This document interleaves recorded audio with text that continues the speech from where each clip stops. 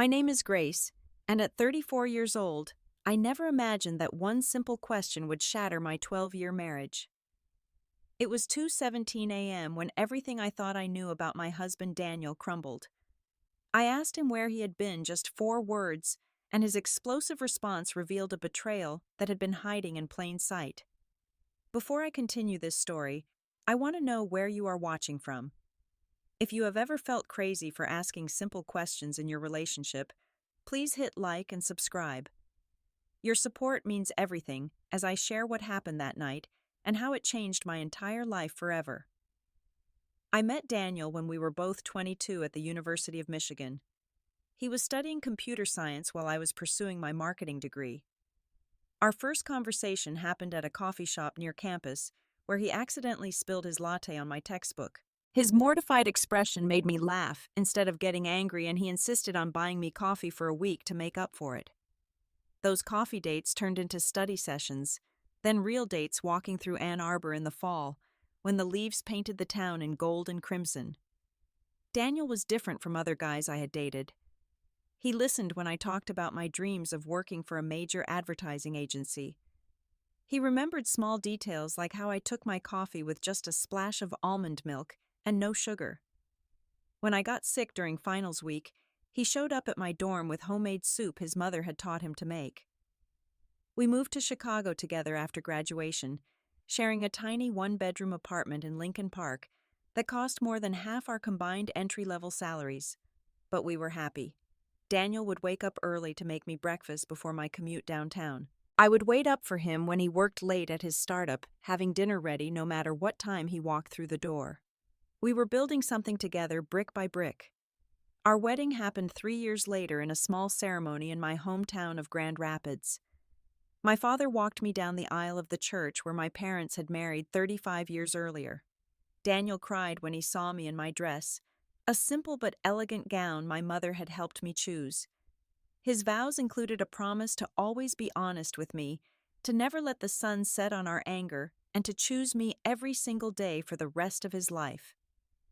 Emma came along 2 years after our wedding, a beautiful baby girl with Daniel's dark hair and my green eyes. Daniel was amazing during my pregnancy, reading every parenting book he could find and attending every doctor appointment. He painted the nursery soft yellow and assembled the crib 3 different times until he was satisfied it was perfect. When Emma was born, he held her for hours, whispering promises about all the adventures they would have together. Noah followed 2 years later, completing our family. Daniel had been promoted to senior developer by then, and I had transitioned to a flexible marketing manager role that allowed me to work from home 3 days a week. We bought a 4-bedroom colonial in Naperville with a big backyard where the kids could play. The house had the white kitchen I had always dreamed of and an office where Daniel could work when he brought projects home. Our life had a comfortable rhythm.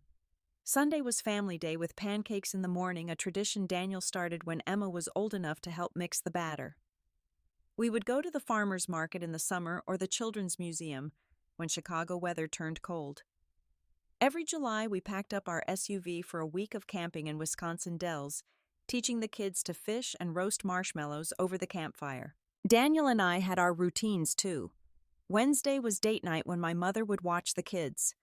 Sometimes we went to nice restaurants downtown. Other times we just walked along Lake Michigan, holding hands and talking about everything and nothing. Every morning, Daniel would bring me coffee in bed, kissing my forehead before heading to shower.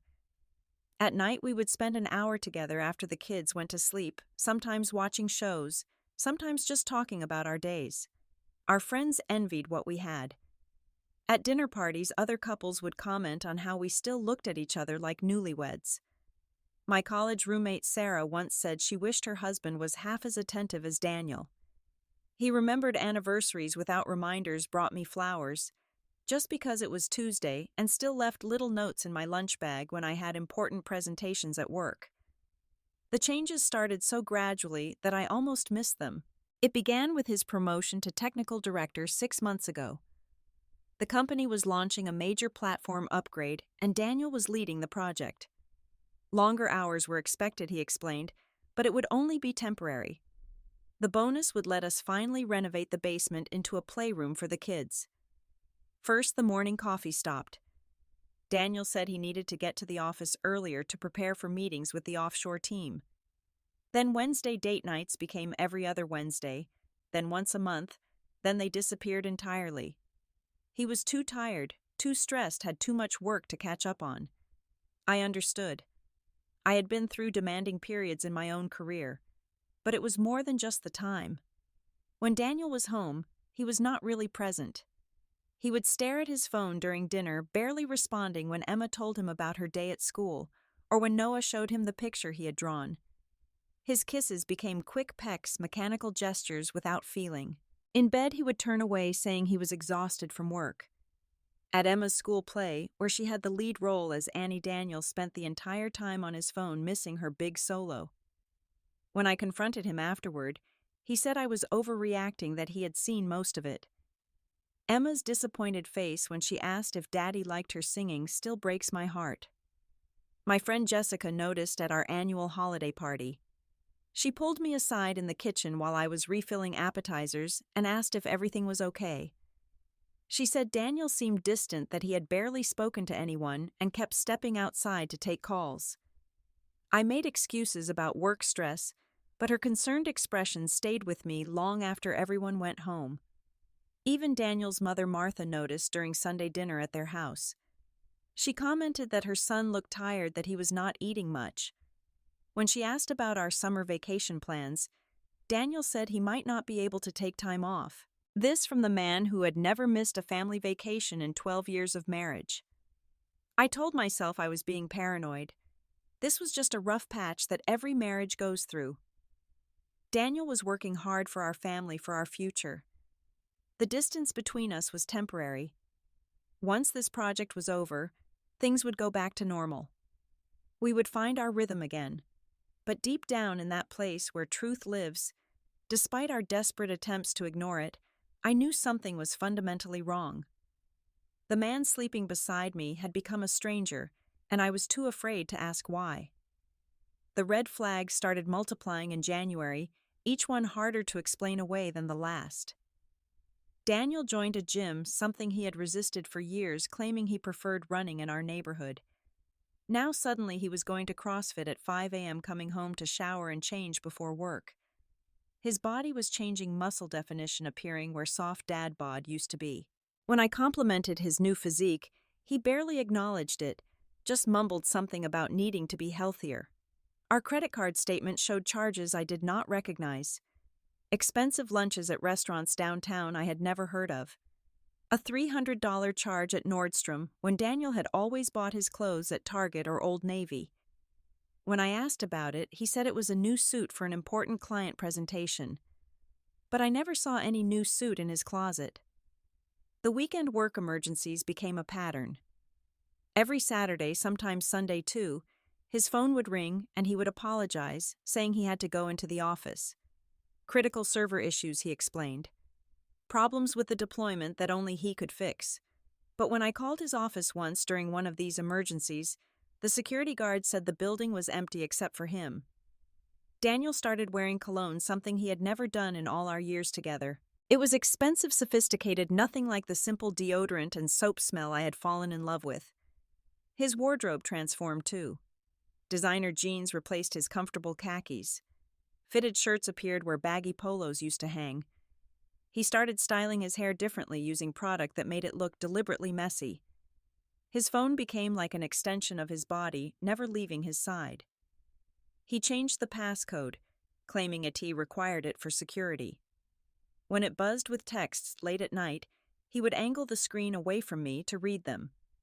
If I walked into a room while he was on a call, he would quickly end the conversation or switch to talking about work projects. One night I woke up at 1 a.m. to find his side of the bed empty. I found him in the living room, laptop open, typing rapidly on his phone. When I asked what he was doing, he snapped at me, saying I was checking up on him like he was a child. The Daniel I married would never have spoken to me that way. Date nights were not just canceled, they were replaced with excuses that did not add up. Client dinners that he never mentioned beforehand. Team-building events that appeared suddenly on his calendar. Once he said he was at a work function at a hotel downtown, But when I drove past his office on my way home from book club, his car was not there. The kids started asking questions that broke my heart. Emma wanted to know why Daddy did not tuck her in anymore. Noah asked if Daddy still loved us because he never played catch in the backyard like he used to. I made excuses protecting them from my growing fears, but children are more perceptive than we give them credit for. At my cousin's wedding in March, Daniel was physically present but emotionally absent. He spent most of the reception outside on phone calls. When slow songs played, he claimed he was too tired to dance. My aunt pulled me aside to ask if we were having problems. The pity in her eyes made me want to disappear. I found a receipt in his jacket pocket for Romano's, an Italian restaurant downtown, known for romantic dinners. The bill was for 2 people, a bottle of wine, appetizers, entrees, dessert. Over $200 spent on a dinner I never ate. When I asked about it, Daniel said it was a business dinner with a potential client. But the receipt was dated on our anniversary, the night he had said he was stuck in a system upgrade. His behavior at home became increasingly defensive. Simple questions about his day were met with irritation. When I asked about his weekend plans, he accused me of being controlling. If I suggested we do something as a family, he said I was guilt-tripping him. Every conversation became a minefield where any wrong word could trigger an explosion. Jessica came over for coffee one morning after the kids left for school and held my hands across the kitchen table. She said what I was too scared to voice. Something was going on with Daniel, and we both knew what that something probably was. But I was not ready to face that possibility. Not yet. Daniel's brother called one day confused because Daniel had missed their monthly golf game 3 times in a row. He wanted to know if Daniel was okay, if work was really that demanding.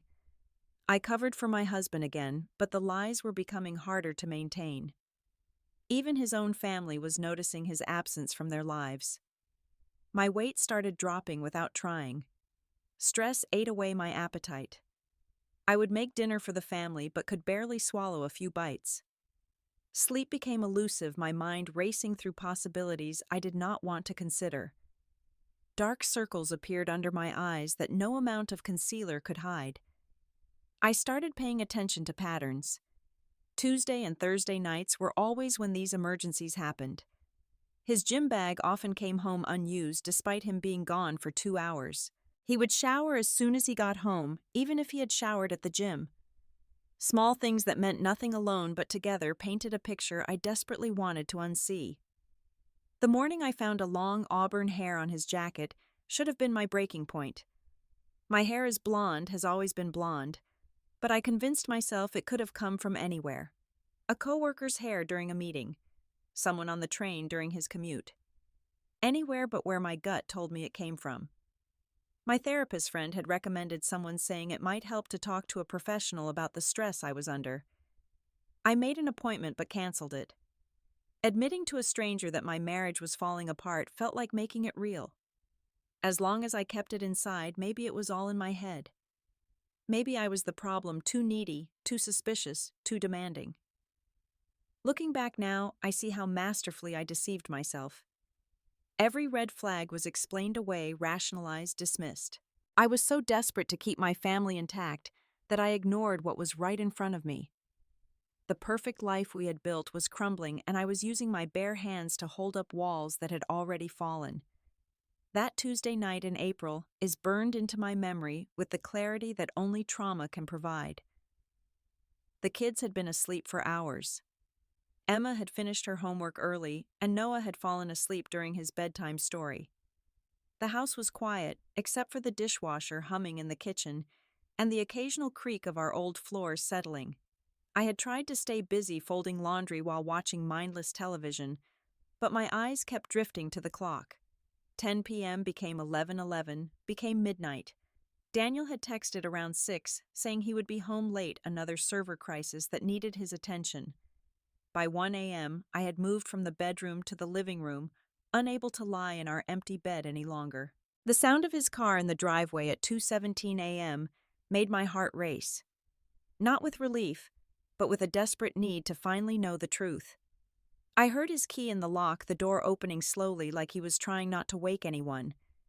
His footsteps were uneven on the hardwood, and when he appeared in the living room doorway, I understood why.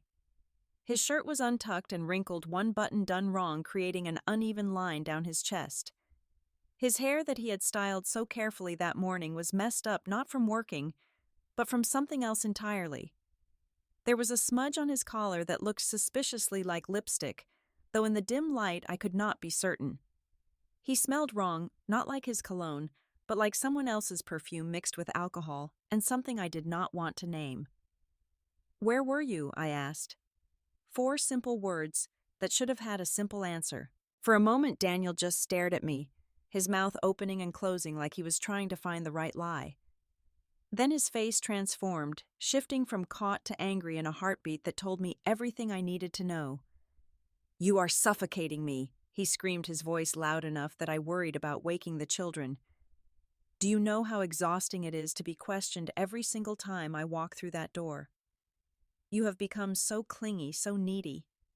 Can a man not have any space in his own home? Can I not have one part of my life that is just mine without you demanding to know every detail?" I sat there frozen as he continued his tirade. "You used to be fun, Grace. You used to be independent and confident. Now you are just this paranoid, controlling person who tracks my every move. No wonder I need to stay late at work. Coming home to this interrogation is the last thing I want after a long day." His words hit like physical blows, each one designed to make me the villain in his story. He threw his jacket on the chair with such force that his keys fell out clattering on the floor. The sound was sharp in the quiet house, and we both paused listening for any sign that the kids had woken up. "You want to know where I was?" he continued, his voice lower but more venomous. "I was trying to have one evening where I did not have to think about mortgage payments or school pickups or whether the dishwasher needs to be fixed. I was with colleagues who actually appreciate what I do instead of just demanding more and more of my time and energy." I found my voice then shaky but determined. "Colleagues do not leave lipstick on your collar, Daniel." The words hung between us, and I watched his face cycle through emotions. Denial, anger, and finally a cold indifference that was worse than all the yelling. "You are imagining things," he said flatly, "just like your mother did with your father. You told me that story, remember? How she drove him away with her constant suspicions and accusations. Maybe paranoia runs in your family.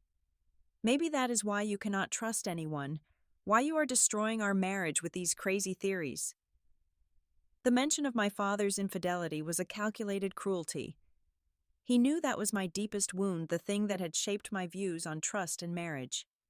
My father had cheated when I was 15, destroying my parents' marriage, and my belief that love could be faithful. Daniel had held me while I cried about it early in our relationship, promising he would never put me through that pain. "I am not my mother," I said, my voice breaking. "And asking where my husband was at 2 a.m. is not paranoid. It is a reasonable question that deserves a respectful answer, not this attack on my character." He laughed, but there was no humor in it. "Reasonable. You want to talk about reasonable? Is it reasonable to check my phone when you think I'm sleeping? Oh yes, I know about that. Is it reasonable to drive by my office to check if my car is there? The security guard mentioned seeing you. Is it reasonable to turn our children against me by always being the fun parent while I'm working to provide for this family?" Each accusation was a twisted version of reality. Yes, I had looked at his phone once when it kept buzzing at 3 a.m. Yes, I had driven past his office that one time. But he was making me sound like a stalker rather than a wife trying to understand why her husband had become a stranger. "I cannot do this anymore," he announced, heading toward the stairs. "I am sleeping in the guest room. I need space to think without you hovering over me, analyzing every move I make. Maybe if you gave me room to breathe, I would actually want to come home." The door to the guest room slammed with a finality that echoed through the house. I sat in the living room until the sun came up, replaying every word, every accusation.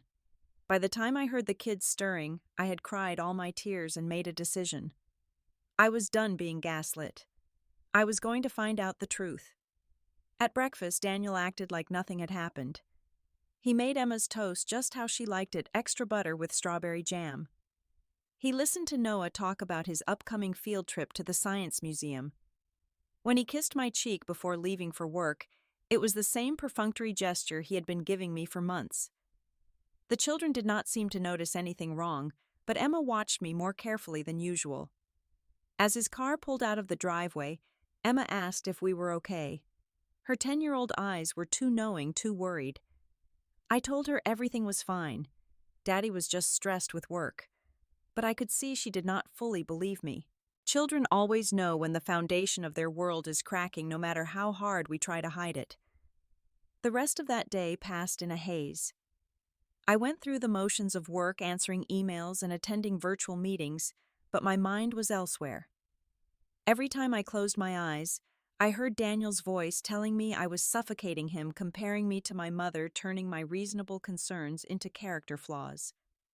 The man who had promised to love and cherish me had just shown me who he really was, and I finally believed him. The decision to investigate came with a clarity that surprised me.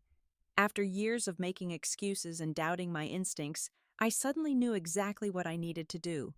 While Daniel was at work and the kids at school, I became a detective in my own life, searching for evidence of what my heart already knew. The phone bill was my first stop. I had access to our family account, something Daniel had apparently forgotten. Scrolling through his call log, one number appeared repeatedly. Multiple calls daily. Some lasting over an hour, texts throughout the day and late into the night.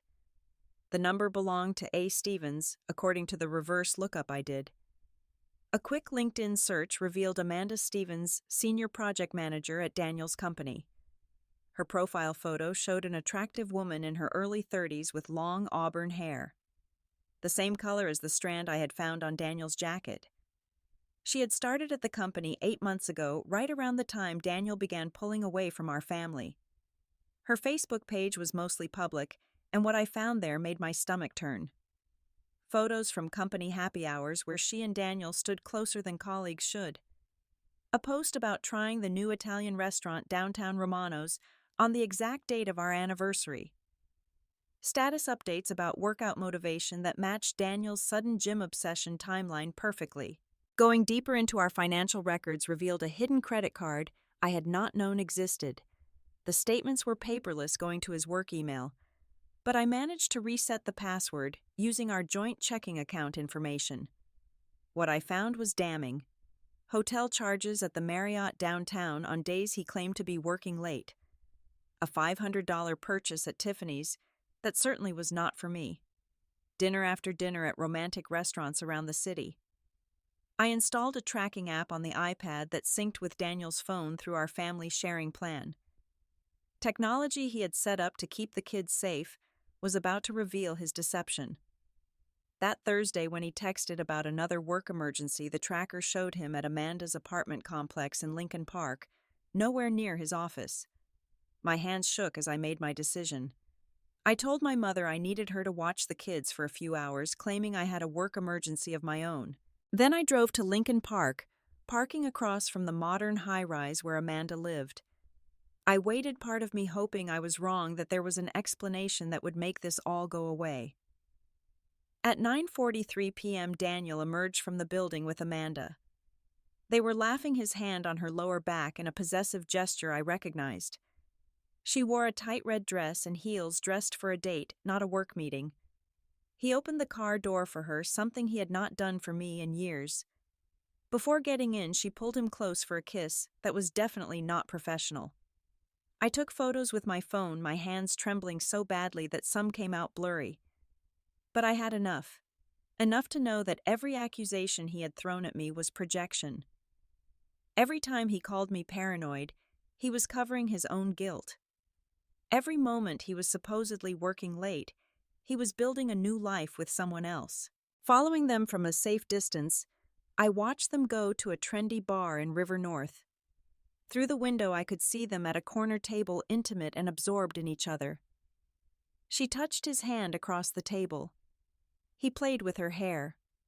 They looked like what we used to look like back when Daniel still saw me as someone worth pursuing. I drove home before they left, not trusting myself to maintain composure if I watched any longer. The babysitter found me crying in my car in the garage. I blamed it on a difficult work situation and went inside to check on my sleeping children. Emma had kicked off her covers and I tucked her back in, smoothing her hair from her face. Noah was curled up with his stuffed dinosaur, peaceful and unaware that his world was about to change. When Daniel came home at midnight claiming the server issue had been particularly challenging, I said nothing. He showered immediately, washing away the evidence of his evening with Amanda. I pretended to be asleep when he slipped into bed, reeking of soap and lies. My body was rigid beside him, and he did not notice or did not care. The next day I called in sick to work and spent hours documenting everything. Screenshots of phone records, credit card statements, photos from the night before. I opened a new bank account in my name only and transferred half of our savings, something my divorced friend Lauren had advised me to do immediately. I researched divorce lawyers, making a list of the highest-rated ones in Chicago. My sister Lauren flew in from Seattle that weekend under the pretense of visiting the kids. Really, she was there to hold me while I fell apart and help me plan my next moves. She was furious when I showed her the evidence, ready to confront Daniel herself. But I needed to do this my way, on my timeline, with all my ammunition ready. The physical toll was becoming harder to hide. I had lost 12 pounds in 2 months, my clothes hanging loose on my frame. Sleep came in fragments, leaving me exhausted and hollow-eyed. Food tasted like cardboard, and I survived mostly on coffee and the kids' leftover sandwiches. My hands developed a tremor that I blamed on too much caffeine, but we all knew it was from stress. I started seeing a therapist, Dr. Sarah Martinez, who specialized in betrayal trauma.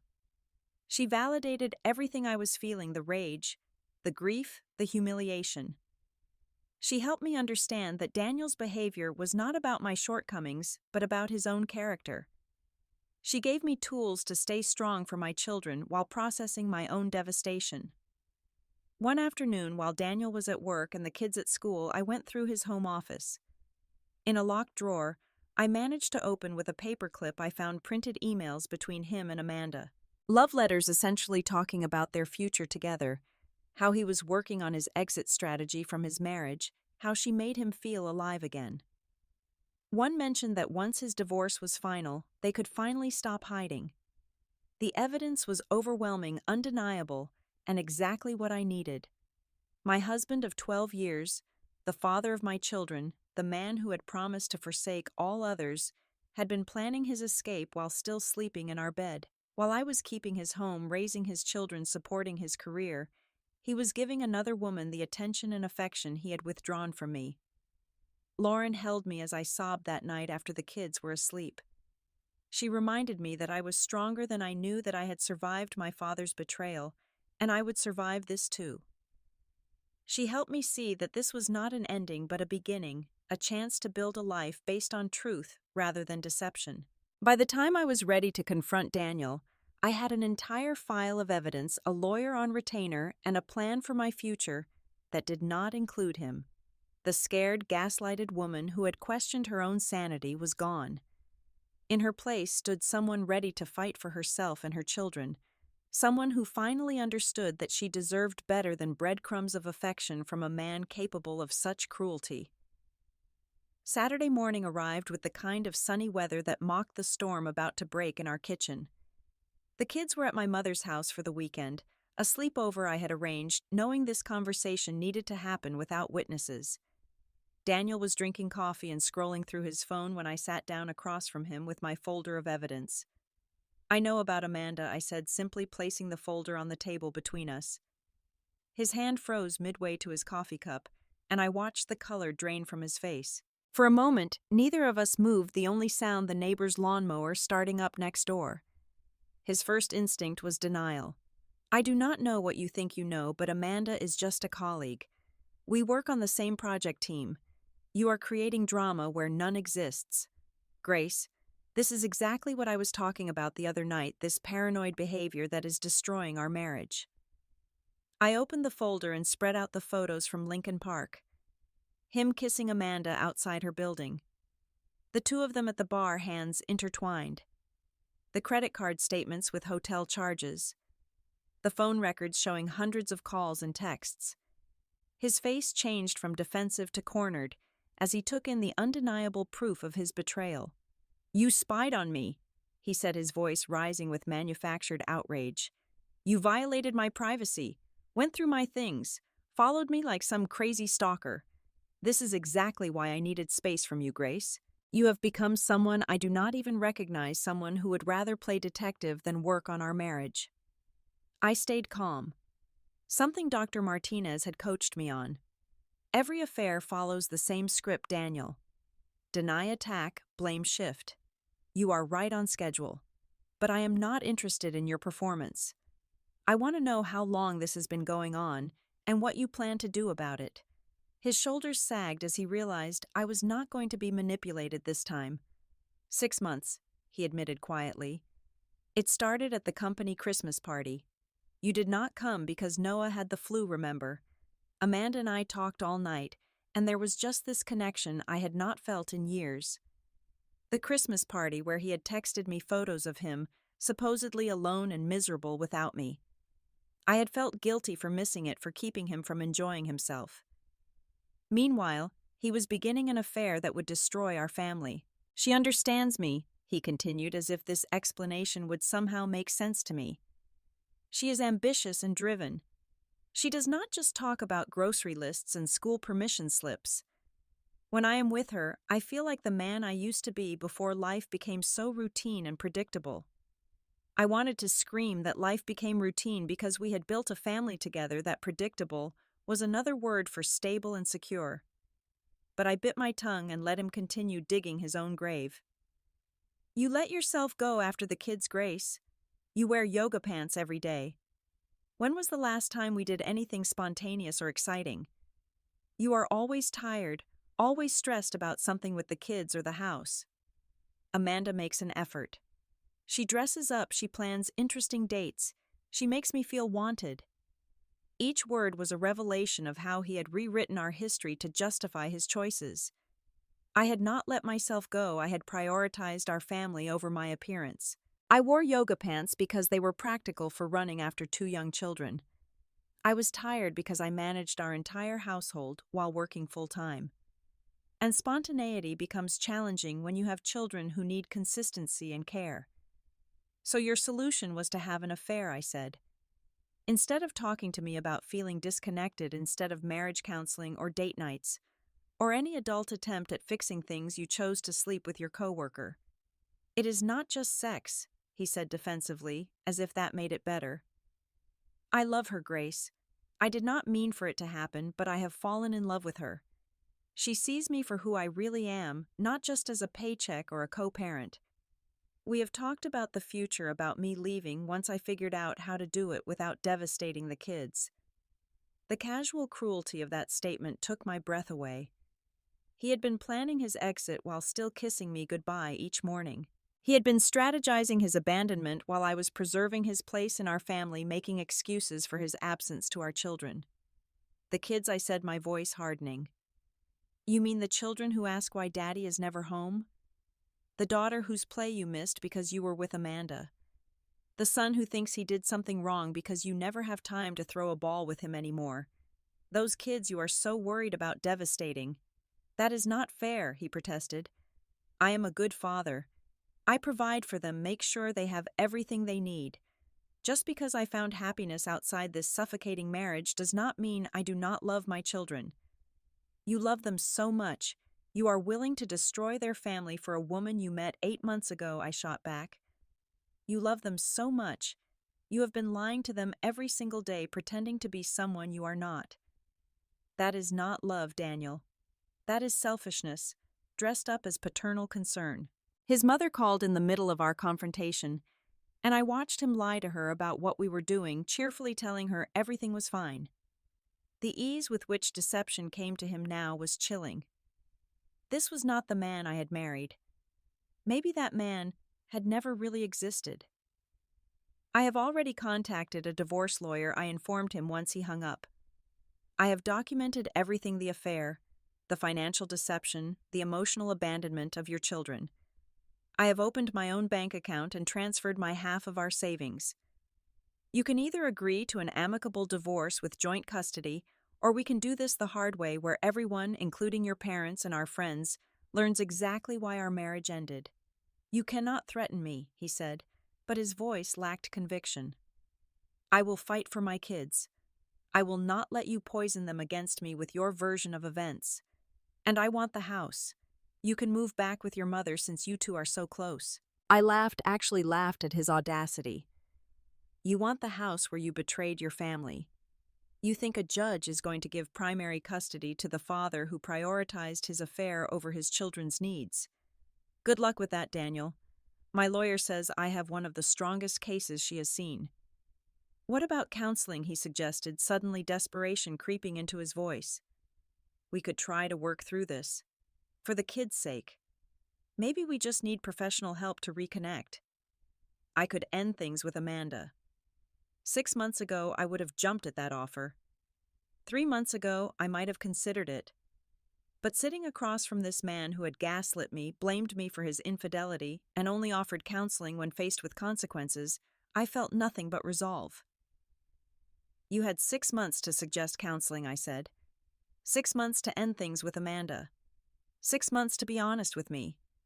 Instead, you made me feel crazy for suspecting what was true all along. You compared me to my mother, knowing how much that would hurt.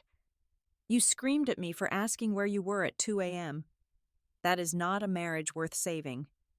His phone buzzed with a text, and I saw Amanda's name on the screen before he quickly turned it over. Even now, in the middle of discussing our divorce, she was his priority. The fact that he could not see how inappropriate that was told me everything. I am done, Daniel. I am done pretending our marriage is intact for appearances. I am done making excuses for your absence to our children. I am done shrinking myself to make you feel bigger. You want Amanda. You can have her, but you will not have me as your safety net anymore. As I stood to leave the kitchen, he called after me with one last manipulation. You will regret this, Grace. You will end up alone, and you will realize what you threw away. No one else will want a 34-year-old single mother with 2 kids. You are making the biggest mistake of your life. I turned back to look at him one final time. No, Daniel. The biggest mistake of my life was spending 12 years with someone who could look me in the eyes and lie without flinching. Being alone would be an upgrade from being married to you. That afternoon, while Daniel was at Amanda's apartment, no longer pretending otherwise, I began packing his clothes into boxes. Each shirt folded was a goodbye to who we used to be. Each pair of shoes boxed was a step toward my new future. By evening, his side of the closet was empty and I had never felt more free. The weeks following my confrontation with Daniel revealed the man behind the mask completely. When he was served with divorce papers at his office the following Monday, his carefully constructed image began to crumble. He called me 17 times that day, leaving voicemails that ranged from rage to tears, to threats, to desperate pleas. My lawyer, Catherine Chen, was a force of nature, exactly what I needed. She had seen too many women destroyed by men like Daniel and took my case personally. We documented his absence from family events, his financial deception with the hidden credit card, and most importantly, the impact his affair was having on our children. Every missed baseball game, every forgotten school event, every broken promise was cataloged and filed.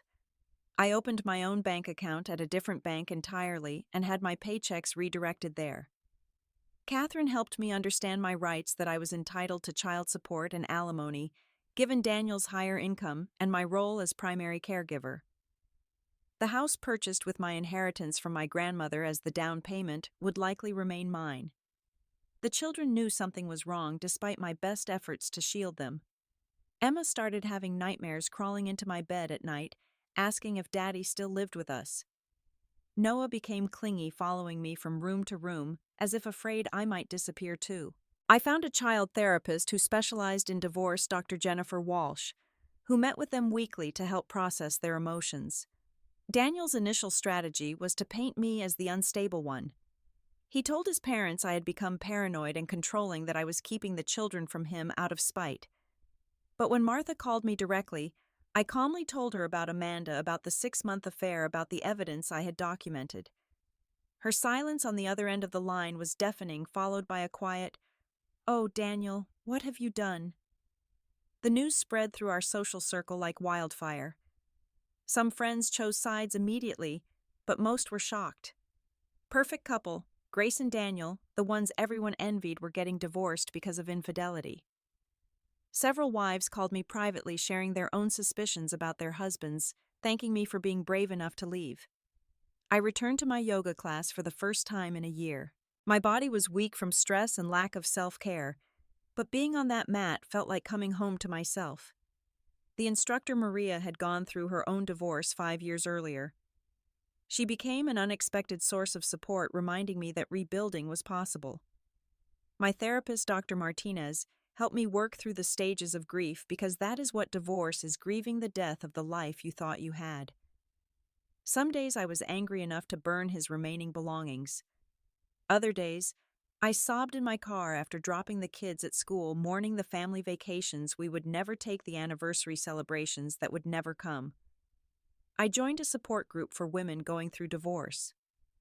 Every Tuesday night, 8 of us gathered in a community center basement, sharing our stories and our strength. There was Melissa, whose husband had gambled away their retirement; Jennifer, whose spouse had been leading a double life for 10 years, and Patricia, who discovered her husband's affair through a pocket dial. We laughed and cried and held each other up when the weight felt unbearable. Daniel panicked when he realized Amanda was not interested in playing stepmother. She had enjoyed the excitement of an affair, but wanted no part of the complicated reality of dating a man with children and an angry ex-wife. She ended things with him just 3 weeks after our separation became public. He showed up at our door at midnight, drunk and crying, begging me to take him back. "I am so sorry, Grace," he slurred, swaying on the porch. I would not let him past. "She meant nothing. You are my wife, the mother of my children. We can work through this. I will do counseling, anything you want. Please do not throw away 12 years for one mistake." "One mistake that lasted 6 months," I replied, keeping the chain lock engaged. "One mistake that you blamed on me being boring and letting myself go. One mistake that you chose every single day for half a year. Go home, Daniel. Or to a hotel. Just not here. This is not your home anymore." The financial forensics Catherine conducted revealed more deception than I had imagined. Daniel had been slowly moving money to a separate account for months, preparing for his exit. He had been researching apartments near Amanda's place, and had even met with his own divorce lawyer 2 months before I confronted him. The man who accused me of giving up on our marriage had been planning his escape all along. Work became my sanctuary in a strange way. My marketing team rallied around me, picking up slack when I needed to leave for lawyer appointments or school meetings. My boss, Sandra, who had gone through her own contentious divorce, gave me flexibility and understanding. I threw myself into a major campaign project, finding focus and creativity that had been dormant for years. I started running again, something I had loved before children, but abandoned when life got too busy. At first, I could barely make it around the block without gasping. But each morning I went a little farther, pushed a little harder. Running became meditation, therapy, and rebellion all at once. My body grew stronger, leaner, not for anyone else, but for me. The kids began adjusting to their new reality with therapy and consistency. I maintained their routines religiously. Wednesday was still pizza night. Saturday mornings were still for cartoons and pancakes. Sunday afternoons we went to the park. Daniel got them every other weekend and one dinner per week, though he canceled more often than he showed up. Through the divorce support group, I met Marcus not romantically, but as a friend who understood. He was 2 years post-divorce and had survived his own brutal betrayal. He became my compass, showing me that there was life after this pain. His 2 teenagers were thriving, he had started his own business, and he had found peace I could not yet imagine but desperately wanted. Catherine was brilliant in negotiations. Daniel wanted 50-50 custody to reduce his child support, but we had documented months of absence and abandonment. He wanted the house, but my grandmother's inheritance was traceable as the down payment. He wanted to keep his retirement intact, but Catherine argued that I had sacrificed my career advancement to support his. In the end, I got primary custody, the house, adequate child support, and 3 years of alimony. The day Daniel moved out officially was bittersweet.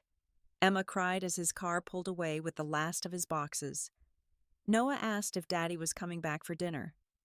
I held them both on the couch, letting them feel their feelings while assuring them that both parents still loved them completely.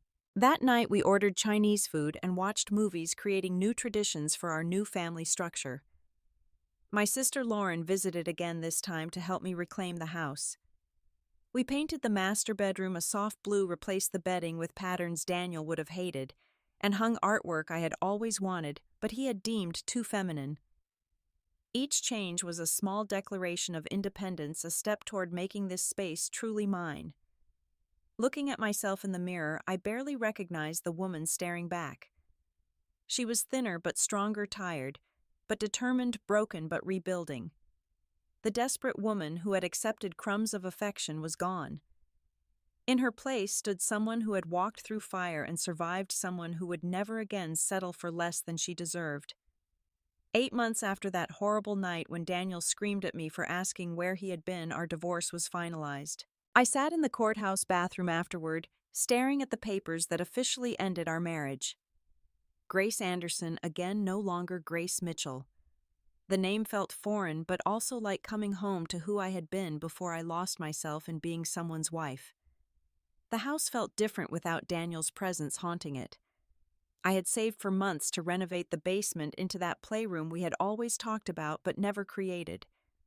The kids loved having their own space to spread out toys without worrying about keeping the living room perfect for company that rarely came anymore. Their laughter echoing from downstairs was music I had not heard in so long. Emma had started middle school and joined the drama club, finding her voice on stage in ways that amazed me.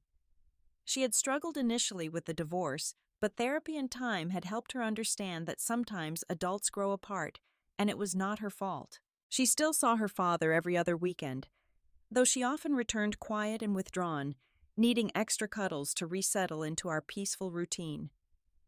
Noah had discovered a love for baseball that Daniel had never nurtured.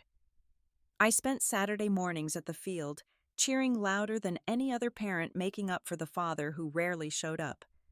His coach Tom was going through his own custody battle and understood why Noah sometimes seemed sad despite hitting a home run. The single parents on the team formed an unofficial support network, carpooling and covering for each other when needed. My career had taken an unexpected turn when Sandra promoted me to creative director. The raise was substantial, more than making up for the alimony that would eventually end. I was leading campaigns for major clients, traveling occasionally for presentations, rediscovering the professional ambition I had buried under years of making myself smaller. My team respected me, and I mentored younger women, especially those struggling to balance career and family. Daniel's life had taken a different trajectory. After Amanda left him, he had cycled through a series of brief relationships with increasingly younger women. His weekend visits with the kids became sporadic as he prioritized his social life. Emma told me once that he had introduced them to 3 different girlfriends in 2 months, confusing and upsetting them. Catherine documented everything for potential custody modification. The financial freedom was liberating in ways I had not expected. Without Daniel's expensive toys and impulsive purchases, I could actually save money. I started a college fund for each child, something we had always talked about but never done. I bought a used but reliable Honda to replace the aging minivan, paying cash and feeling proud of my financial independence. Friday nights became sacred in our new life. We rotated, choosing activities. Emma picked baking challenges, where we attempted elaborate desserts that sometimes failed spectacularly. Noah chose movie marathons with themes like superheroes or talking animals, and I introduced them to board game nights that became surprisingly competitive. These simple evenings were filled with more genuine joy than any of the expensive vacations Daniel had insisted we needed. I had started hiking with a group I found through the divorce support network. Every Sunday morning while the kids were with Daniel, if he actually showed up, 7 of us would tackle different trails around Illinois. We called ourselves the Phoenix Hikers, women rising from the ashes of our former lives. Some were further along in their healing, others just beginning, but we all understood the journey. My friendship with Jessica had deepened beyond what it had ever been. She admitted that she had suspected Daniel's affair for months, but had not known how to tell me. Now she was my fiercest defender, the one who showed up with wine and tissues on the anniversaries that still stung. Her own marriage had strengthened from watching mine fall apart, she and her husband Paul committing to counseling and date nights they had neglected. Dating was not on my radar, despite friends trying to set me up. Marcus from the support group had become a close friend, but nothing more, both of us recognizing we needed to heal before considering romance. I was learning to love myself again, to enjoy my own company, to fill my cup without needing someone else's validation. The loneliness I had feared was nothing compared to the loneliness I had lived with while married. Thanksgiving arrived with its own challenges. Daniel wanted the kids for the holiday, his first request for a major holiday since the divorce. I agreed, wanting them to maintain a relationship with their father despite his failings. I spent the day with Lauren, who had flown in again, and we cooked a feast for just the two of us, drinking good wine and laughing about our childhood Thanksgivings when our father was still around. The kids returned from Daniel's early Emma calling to ask if they could come home because Dad's girlfriend was drunk and arguing with him. I picked them up from his apartment, saying nothing negative about their father despite my rage. We made turkey sandwiches and watched the Thanksgiving episodes of their favorite shows, creating our own perfectly imperfect celebration. Martha, Daniel's mother, had maintained contact despite her son's wishes. She took the kids once a month for sleepovers, giving me a break and them a connection to their paternal family. She apologized once for raising a son capable of such betrayal, tears in her eyes, as she admitted she had seen the signs, but hoped she was wrong. I told her it was not her fault, that Daniel's choices were his own. My physical transformation was not intentional, but inevitable. Stress had initially made me lose weight, but hiking and yoga had rebuilt my strength. I cut my hair shorter, something Daniel had always discouraged, and loved how free it made me feel. I bought clothes that made me happy, bright colors and bold patterns, instead of the neutral tones he had preferred. Looking in the mirror, I saw someone I actually liked. Christmas approached with its own emotional minefield. It would be our first in the new configuration, and I was determined to make it magical for the kids. We went overboard with decorations, turning our house into a winter wonderland that made the neighbors smile. We started new traditions like making ornaments for extended family and delivering cookies to the elderly neighbors Daniel had never wanted to interact with. The school holiday concert was bittersweet when Daniel did not show up, despite promising Emma he would be there. She sang her solo beautifully while scanning the audience for him. Afterward, she hugged me and said, "At least I was always there, that she could count on me." I held her tighter, promising that would never change, even as my heart broke for the father she deserved but did not have. Work offered me a promotion that would require relocating to New York. 2 years ago, I would have dismissed it immediately, prioritizing Daniel's career over mine. Now I seriously considered it, discussing it with the kids and Catherine about custody implications. Emma was excited about the possibility of living near Broadway. Noah worried about leaving his baseball team. We were making decisions as a family of 3, and that felt empowering. The new year arrived with hope instead of dread. I had survived the worst year of my life and come out stronger. The kids were adjusting, even thriving in some ways. My career was soaring, my friendships were deeper, and my sense of self was solid in a way it had never been during my marriage. The woman who had sobbed on the bathroom floor 8 months ago would not recognize the person I had become. Daniel texted occasionally with attempts at reconciliation or manipulation depending on his mood. I responded only about the children gray rocking him, as Dr. Martinez had taught me. His power over me was gone, replaced by indifference that felt like freedom. The opposite of love was not hate, but apathy, and I had finally arrived there. As winter turned toward spring, I felt myself thawing too. The future that had once seemed terrifying now felt full of possibility. I was teaching my children, especially Emma, that women did not have to shrink themselves for anyone, that asking for respect was not needy or clingy but necessary. Noah was learning that real strength came from kindness and consistency, not from domination or deception. Looking back at that 2 a.m. confrontation that had started everything, I felt grateful. Without that night, I might have spent years more accepting crumbs, making excuses, disappearing into someone else's shadow. Daniel screaming that I was suffocating him had actually been the moment I started breathing again. His accusation of being too clingy had pushed me to let go not just of him, but of the version of myself that thought she needed him to be complete. The sunrise looked different now, full of promise instead of dread. Coffee tasted better when you made it for yourself.